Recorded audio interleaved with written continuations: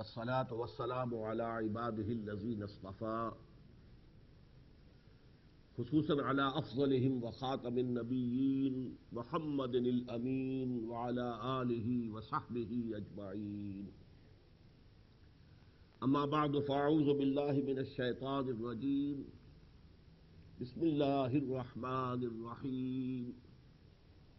والعصر إن الإنسان لفي خسر إلا الذين آمنوا وعملوا الصالحات وتواصوا بالحق وتواصوا بالصبر.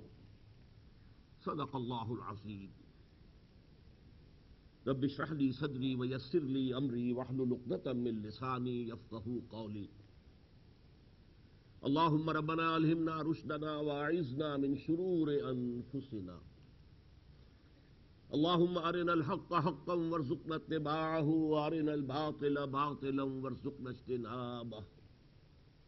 اللهم وفقنا لما تحب وترضى.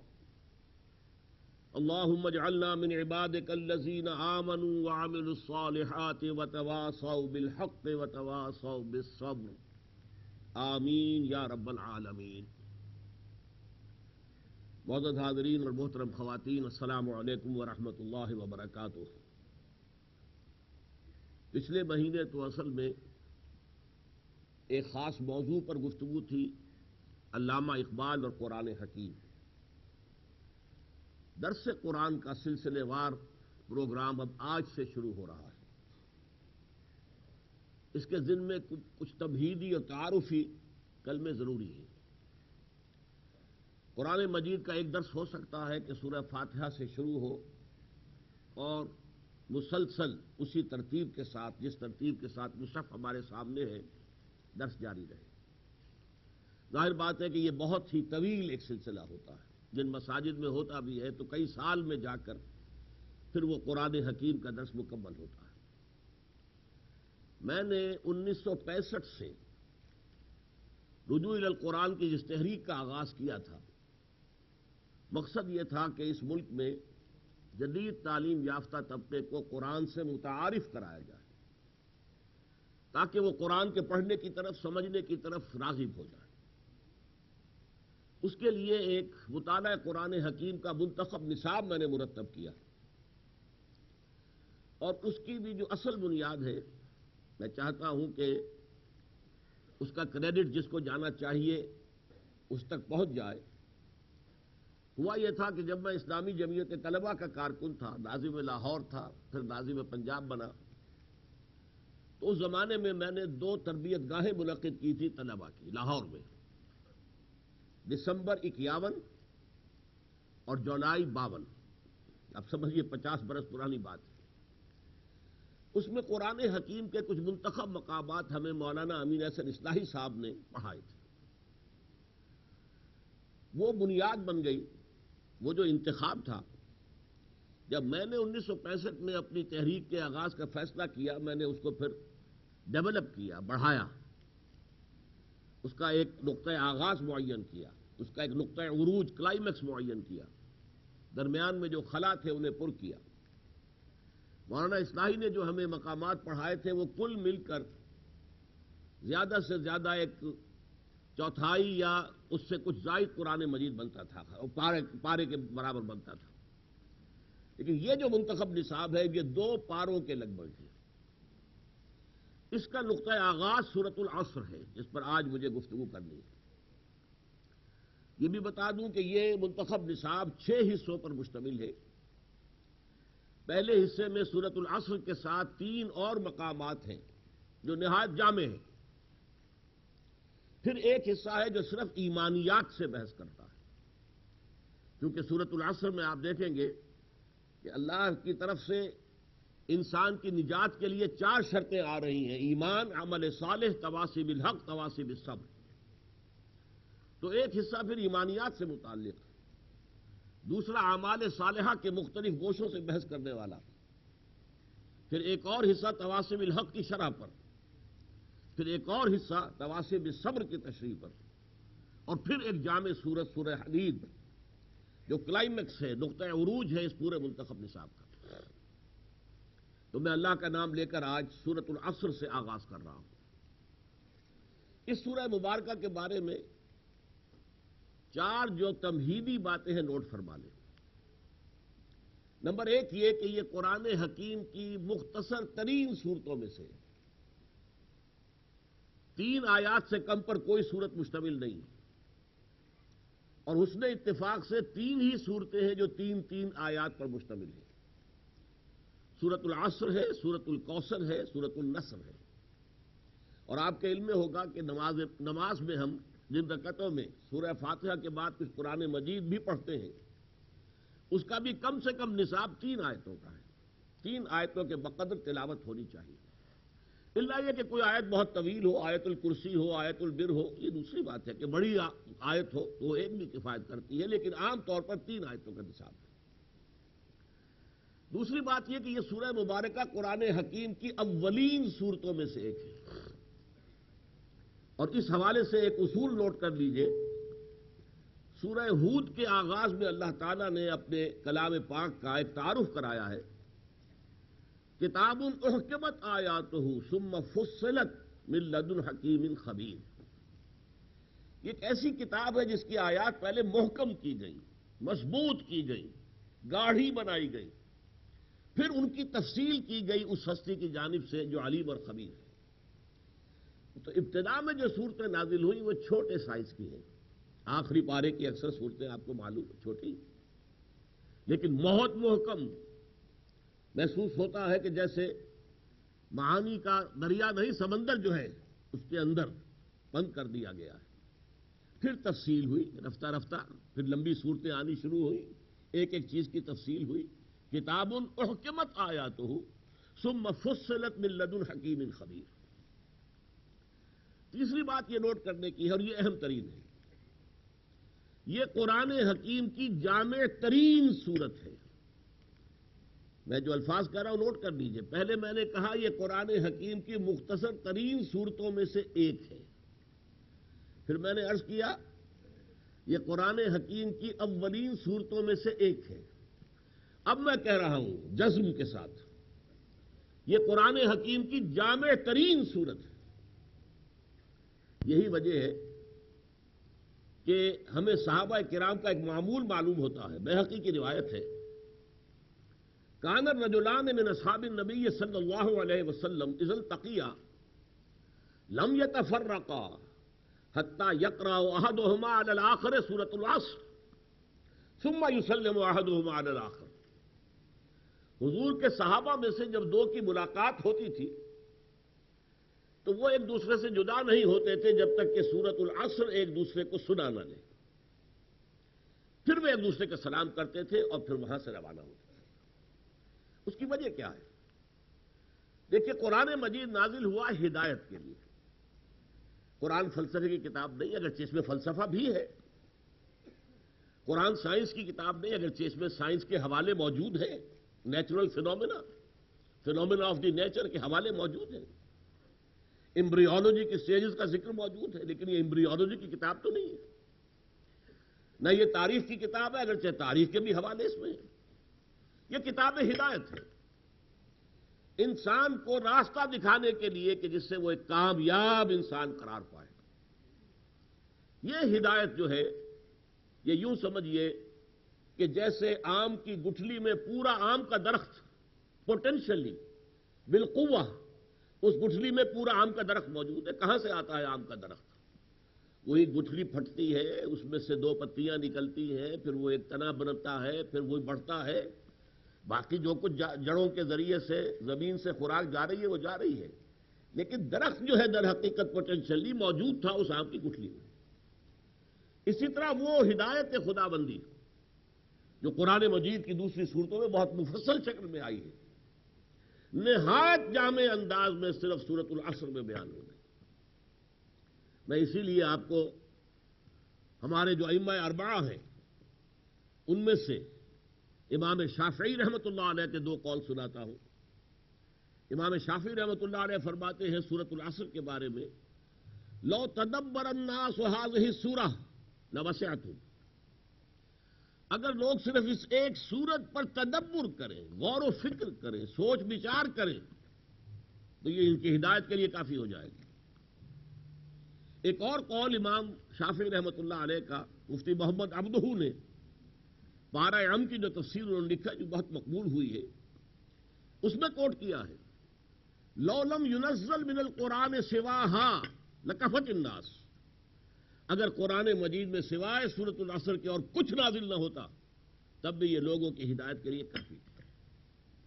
اس سے اندازہ کیجئے کہ سورہ مبارکہ کی عظمت کیا ہے، اس کی جامعیت کا عالم کیا ہے، اور ویسے بھی جائزہ لے لیجئے قرآن مجید کے مضامین کیا ہیں، یا تاریخی حوالے ہیں، والعصر زمانہ، زمانے کی گواہی، یہ گویا کہ عنوان ہے اس کے لیے، پھر خسارہ آخرت میں جہنم، دنیا میں تباہی بربادی، رنج اور غم، اور پھر اس سے بچنے کے لیے ایمان، یا پھر ایمان کے مباحث آپ کو قرآن میں ملیں گے، تفصیل سے ملیں گے۔ مکی صورتوں کا اصل مضمون ہی ایمان ہے، ایمانیات ہے۔ پھر اعمال صالحہ ہے، انفرادی شخصیت ایسی ہونی چاہیے، یہ اوصاف ہونے چاہیے، یہ کردار ہونا چاہیے، عائلی زندگی کا یہ انداز ہونا چاہیے، معاشرتی زندگی کا یہ رنگ ہونا چاہیے، ملی اور ریاستی زندگی ان بنیادوں پر استوار ہونی چاہیے۔ یہ ساری تفصیل کس کی؟ عمل صالح کی۔ تواصی بالحق، اسی میں آ جائے گا امر بالمعروف نہی عن المنکر، اسی میں آ جائے گا دعوت اللہ۔ سب سے بڑا حق کون ہے؟ ذالک بان اللہ هو الحق، ذات حق سبحانہ و تعالی، اس کی طرف بلانا، یہ گویا کہ اسی تواصی بالحق کا نقطۂ آغاز ہے۔ امر بالمعروف ہے، نہی عن المنکر ہے، حق کا بول بالا کرنے کے لیے جہاد ہے، قتال ہے، اور پھر صبر ہے، مصیبتوں میں جھیلو، برداشت کرو، تکلیفیں جھیلو، والصابرین فی البأساء والضراء وحین البأس، گویا کہ یہی تو مضامین ہیں پورے قرآن مجید کے، ان کے لیے ایک جامع انڈیکس ہے۔ والعصر ان الانسان لفی خسر الا الذین آمنوا وعملوا الصالحات وتواصوا بالحق وتواصوا بالصبر۔ چوتھی چیز یہ نوٹ کیجئے کہ یہ سہل ممتنع کی ایک عظیم مثال ہے۔ آپ کو معلوم ہے کہ ہر زبان کے ادب میں وہ چیزیں سب سے بلند سمجھی جاتی ہیں جس میں معانی تو بہت اونچے ہوں، جس تحریر کے اندر الفاظ بہت سادہ ہوں، سہل ممتنع۔ بھاری بھرکم اصطلاحات میں اہم مضمون بیان کرنا آسان ہے، لیکن اہم مضمون کو سادہ الفاظ میں بیان کرنا بہت مشکل ہے، اسی کو سہل ممتنع کہتے ہیں۔ قرآن مجید ویسے تو پورا کا پورا جو ہے عربی فصاحت اور بلاغت کا اور ادبیت کا یوں سمجھیے کہ ایک معجزہ ہے، لیکن یہ ہے کہ اس میں سہل ممتنع، آسان ترین، یوں سمجھیے کہ سورہ مبارکہ یہ سورۃ العصر ہے۔ اب ہم یہاں عام اردو دان لوگ، اردو بولنے والے لوگ بیٹھے ہیں، جائزہ لے لیں کون سا لفظ اس میں ہمارے لیے اجنبی ہے؟ عصر، زمانہ، ہم عصر، عصر حاضر، یہ لفظ ہم بولتے کہ نہیں بولتے؟ ایمان، اس سے بیٹھتے ہماری زبان پر یہ لفظ آتا ہے۔ خسران، خسر، خسارہ، پھر عمل صالح، تواسی کا لفظ ذرا تھوڑا سا بدلا ہوا ہے گرامر کے اعتبار سے، ورنہ جس سے بنا وصیت، اردو کا لفظ ہے، وصیت سے تواسی بن گیا ہے۔ حق اور صبر، کون سا لفظ ہے جو مشکل ہے؟ تو گویا کہ چار باتیں میں نے آپ کے سامنے عرض کی ہیں تمہیداً۔ یہ قرآن حکیم کی مختصر ترین صورتوں میں سے ایک ہے، یہ قرآن مجید کی اولین صورتوں میں سے ایک ہے، یہ قرآن حکیم کی جامع ترین صورت ہے، اور یہ قرآن حکیم میں سہل ممتنع کی بلند ترین مثال ہے۔ اب آئیے اس کا تجزیہ کیجئے۔ یہ تین آیات، والعصر ان الانسان لفی خسر الا الذین آمنوا وعملوا الصالحات وتواصوا بالحق وتواصوا بالصبر، آیتیں تین ہیں، جملہ ایک ہے، اس لیے کہ پہلی آیت والعصر، اس کو عربی نحو میں کہتے ہیں یہ مرکب ناقص ہے، زمانے کی قسم ہے۔ بھائی کس بات کی قسم کھا رہے ہو؟ کس بات پر قسم کھا رہے ہو؟ جب تک مقسم علیہ، جس چیز پر قسم کھائی جا رہی ہو، وہ ساتھ نہ ہو تو مفہوم مکمل نہیں ہوتا، گویا کہ یہ مرکب ناقص ہے۔ ان الانسان لفی خسر، یہ مکمل جملہ ہے، اور یہ مرکزی آیت ہے اس سورت کی۔ تمام انسان خسارے میں ہیں، گھاٹے میں ہیں، تباہ ہو گئے، برباد ہو گئے۔ الا الذین آمنوا وعملوا الصالحات وتواصوا بالحق وتواصوا بالصبر، یہ استثناء ہے، یہ بھی جملہ مکمل نہیں ہے۔ استثناء کے ساتھ مستثنی منہ ہونا چاہیے، کس چیز سے مستثنی کیا جا رہا ہے؟ گویا کہ ان الانسان لفی خسر الا الذین آمنوا وعملوا الصالحات وتواصوا بالحق وتواصوا بالصبر، اب جملہ مکمل ہے۔ تو درمیانی آیت سے پہلی آیت جڑ جائے گی تب بھی جملہ مکمل ہے، اور درمیانی آیت سے تیسری آیت جڑے گی تب بھی جملہ مکمل ہے، اور درمیانی آیت اپنی جگہ پر جملہ مکمل ہے، لیکن تینوں آیتیں مل کر ایک جملہ بناتی۔ اب اس جملے کو آپ اپنے ذہن کی لوح پر نقش کر لیجئے، اور اس سے چار نتائج منطقی، معقول، بالکل ایک استخراجی منطق کے انداز میں چار نتائج برآمد کیجئے۔ نمبر ایک، اس جملے میں انسان کی کامیابی کا ایک معیار بیان کیا گیا۔ ہر شخص کامیاب ہونا چاہتا ہے، اگرچہ کامیابی کے تصورات جدا جدا ہیں۔ دنیا میں اچھا کیریئر ہو جائے، ڈاکٹر بن جاؤں، انجینئر بن جاؤں، کمپیوٹر سائنس کا ایکسپرٹ بن جاؤں، ہے نا، آخر پیش نظر ہے کوئی نہ کوئی معیار ہے۔ دنیا میں کامیابی کے معیارات دولت، دنیا میں کامیابی کا معیار اقتدار، قوت، طاقت، یہ معیارات ہیں، اور یہ صورت ان سب کی نفی کر رہی ہے۔ کامیابی انسان کی نہ دولت سے ہے، نہ جائیداد سے ہے، نہ شہرت سے ہے، نہ اقتدار اور حکومت سے ہے، کسی شے سے نہیں۔ کامیابی ہے ایمان سے، عمل صالح سے، تواصی بالحق سے، تواصی بالصبر سے۔ اب اس کا منطقی نتیجہ نکلتا ہے، اقتدار فرعون اور نمرود جتنا ہو تبھی ناکام ہے، انسان برباد ہو جائے گا، جہنم کا ایندھن بنے گا۔ عارضی سی زندگی ہے، یہ 3 گھنٹے کا ایک کھیل ہے، ایک فلم ہے جس میں کسی کو بادشاہ کا رول دے دیا گیا ہے، اس کی بجائے یہ 30 سالوں کی ایک فلم ہے جو چل رہی ہے۔ باقی مرے گا تو مرنے کے بعد وہ سب گیا، خواب تھا جو کچھ کے دیکھا، جو سنا افسانہ تھا۔ اس اعتبار سے کامیابی، اب یہ جب تک ہمارے شعور کے اندر راسخ نہ ہو جائے، اس وقت تک ظاہر بات ہے کہ ہم عام طور پر متاثر ہو جاتے ہیں۔ دولت مند انسان کو دیکھا، متاثر ہو گئے، یہ کامیاب آدمی ہے۔ جیسے آپ نے سورہ قصص میں پڑھا، قارون جب اپنی پوری شان و شوکت کے نکلا تھا اپنے ساتھ دولت کا سارا مظاہرہ کرتے ہوئے، تو بہت سے لوگوں نے کہا یا لیت لنا مثل قارون، کاش یہ تو ذو حظ عظیم ہے، بڑے نصیبے والا ہے، کاش کہ ہمارے پاس بھی اتنی دولت ہوتی۔ لیکن جب اللہ تعالیٰ نے اسے زمین میں دھسا دیا تو ان کا ہاں اللہ نے ہمیں بچا لیا، ہماری یہ غریبی بہتر رہی، ورنہ ہم بھی کہیں زمین میں دھسا دیے گئے ہوتے۔ تو چاہے نمرود کی بادشاہی ہو اور چاہے فرعون کی بادشاہی ہو، قارون کی دولت ہو، جائیداد ہو، کاروبار ہو، کئی مل ہو، کوئی شے کامیابی کی ضمانت نہیں۔ ہاں، ایمان ہو، عمل صالح ہو، تواصی بالحق ہو، تواصی بالصبر ہو، تو چاہے روکھی سوکھی پر گزارا کر رہا ہو انسان، چاہے کسی کٹیا میں دن گزار رہا ہو انسان، چاہے کوئی انسان اس کو جانتا نہ ہو کہ یہ ہے کون، بالکل اجنبی ہو اپنے ماحول میں، لیکن وہ شخص کامیاب ہے اللہ کی نگاہ میں۔ قرآن مجید کی روح سے اگر ایمان اور عمل صالح، تواصی بالحق اور تواصی بالصبر ہے تو وہ کامیاب ہے۔ یہ نتیجہ جو ہے ہمیں ہمارے شعور کی گہرائیوں میں پیوست ہو جائے تو ہماری زندگی سیدھی ہو جائے گی۔ جیسے کہ حضور نے فرمایا صلی اللہ علیہ وسلم کہ کچھ لوگ ایسے بھی ہوتے ہیں جو کسی محفل میں جانا چاہے تو بار نہ پائیں، کوئی انہیں وہاں ویلکم نہ کہے، کہیں رشتہ کرنا چاہے تو کوئی ان سے رشتہ کرنا جو ہے پسند نہ کرے،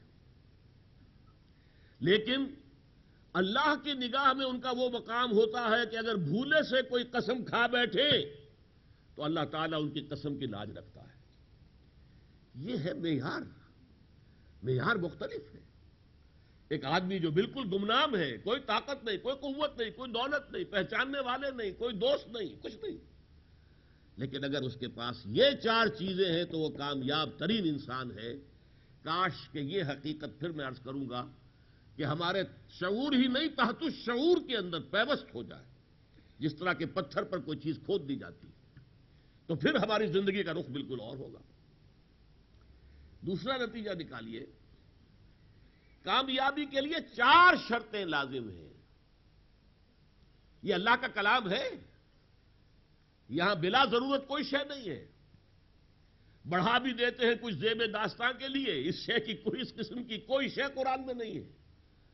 ہر حرف، وہ جو غالب کہتا ہے گنجینہ معنی کا طلسم اس کو سمجھیو، جو لفظ کے غالب میرے اشعار میں آوے، تو غالب کے لیے تو تعلی ہے یہ، اور زیر ہر لفظ غالب چیدام میں خانہ ہے۔ قرآن مجید کی شان واقعی یہ ہے کہ اس کے ایک ایک لفظ کے اندر گنجینہ معنی ہے۔ اب اگر چاروں چیزیں لازم قرار دی جا رہی ہیں، آپ دیکھیے، سادہ مثال میں دوں گا، اگر کوئی طبیب آپ کو نسخہ لکھ کر دیتا ہے، اس میں 4 ادویات ہیں، ان میں سے آپ نے اپنی مرضی سے ایک ساقط کر دیا، تو اب اس نسخے کی ذمہ داری اس طبیب پر نہیں رہی۔ اس طبیب کو معلوم تھا کہ اس میں ایک جو دوائی ہے اس کے اندر مضر اثرات بھی ہیں، اس کا مصلح کچھ شامل کرنا ہے، کریکٹو کچھ شامل کرنا ہے۔ ہو سکتا ہے آپ نے کریکٹو اڑا دیا ہو، اور اب وہ نسخہ شفا کی بجائے وہ نسخہ موت بن جائے۔ آپ کو لینا ہوگا، ٹیک اٹ اور لیو اٹ، جو اللہ نے بتایا، جو نسخہ دیا ہے وہ لینا ہوگا پورا کا پورا۔ یہ پیکج ہے، اس میں کہیں جو ہے آپ اپنی مرضی سے کوئی کمی بیشی نہیں کر سکتے۔ یہ بات آج کے دور میں مسلمانوں کے لیے اہم ترین ہے۔ ہمارے عوام الناس کے دلوں میں یہ بات بٹھا دی گئی ہے، ہر کلمہ گو کی نجات لازم ہے۔ وہی بات کہ جو یہودیوں کے ذہن میں آ گئی تھی، سیغفر لنا، یہ ہمیں تو بخش دیا جائے گا، ہم سے کوئی محاسبہ نہیں، we are the chosen people of the Lord. کیوں بھائی، میں اس کو رہنے دوں، اس میرے لیے ہے۔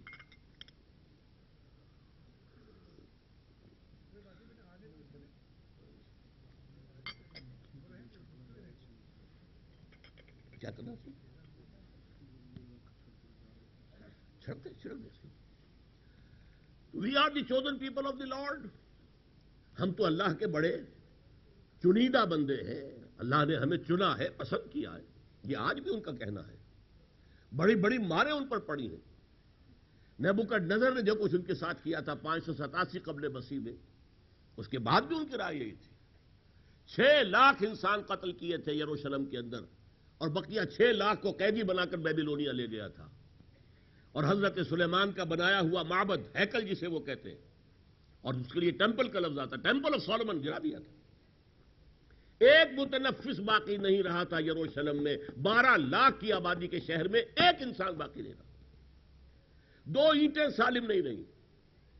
اس کے بعد جو کچھ رومیوں نے کیا، ایرانیوں اور یونانیوں نے کیا، پھر ٹائٹس رومی نے جب دوبارہ وہ ہیکل بنایا تھا 70 عیسوی میں گرا دیا، آج تک گرا پڑا ہے، 2000 برس ہو گئے، 1930 برس ہو گئے ہیں، 1933 برس ان کا خانہ کعبہ گرا پڑا، پھر بھی ان میں وہ زوم وہی ہے، نحنو ابناء اللہ وحباؤہ، ہم تو اللہ کے چہیتے ہیں اور ان کے بیٹوں کے مانند ہیں۔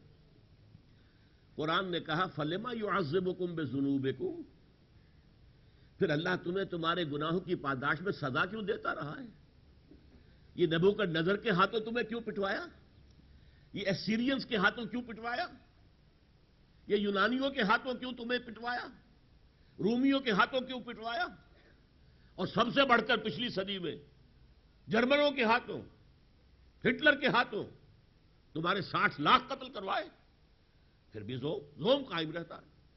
یہی زوم ہمارا ہے، ہم کچھ بھی ہیں، زانی ہیں، یہ ہے وہ، لیکن تیرے محبوب کے۔ اب ظاہر بات ہے کہ یہ جب بات ہو جائے گی تو اب آپ اس کے بعد کچھ ہی کہتے رہیے، واز کہتے رہیے، کچھ کہتے، ہر صاحب ایمان جنت میں جائے گا، ہر کلمہ گو صاحب ایمان نہیں ہے۔ قالت الاعراب آمنا قل لم تؤمنوا ولكن قولوا اسلمنا ولما يدخل الايمان في قلوبكم، سورہ حجرات کی آیت نمبر 14۔ یہ بدو کہہ رہے ہیں کہ ہم ایمان لے آئے، نبی ان سے کہہ دیجئے تم ایمان نہیں لائے ہو، یوں کہہ دو کہ ہم مسلمان ہو گئے، بس ابھی تک ایمان تمہارے دلوں میں داخل نہیں ہو۔ کلمہ گو کے کوئی گارنٹی نہیں ہے. کلمہ گو تو منافق بھی تھے مدینے کے, کلمہ پڑھتے تھے. اذا جاءك المنافقون قالوا نشهد انك لرسول الله والله يعلم انك لرسوله والله يشهد ان المنافقين لكاذبون. اے نبی, جب یہ منافق آپ کے پاس آتے ہیں اور کہتے ہیں ہم گواہی دیتے ہیں کہ آپ اللہ کے رسول ہیں, اور اللہ سے بڑھ کر کس کو معلوم ہے کہ آپ اللہ کے رسول ہیں, لیکن اللہ گواہی دیتا ہے یہ جھوٹ بول رہے ہیں. بہرحال صرف ایمان نہیں, عمل صالح, صرف اپنا عمل نہیں, اس عمل صالح کی تبلیغ, اس کو پھیلانا, عام کرنا. اور صرف یہ بھی نہیں, اگر کہیں آپ نے حق کی بات کہہ دی اور اس کے نتیجے میں کوئی پرسیکیوشن ہو گئی, اب ہمت جواب دے گئی, پیچھے ہٹ گئے, تو پورا زیرو ہو جائے گا اب تک جو کچھ کمایا ہے. میدان جنگ میں پیٹھ دکھا کر بھاگ گئے, ساری نمازیں گئیں, سارے روزے گئے, سب گئے. وتواصی بالصبر, چار چیزیں اگر نہیں ہیں تو نجات نہیں ہے. اب یہاں میں آپ کو امام راضی کا ایک فقرہ سناتا ہوں رحمت اللہ علیہ. هذه الآیہ فیہا وعید شدید, اس آیت میں تو بڑی سخت دھمکی ہے, بڑی سخت وعید ہے, بڑی سخت.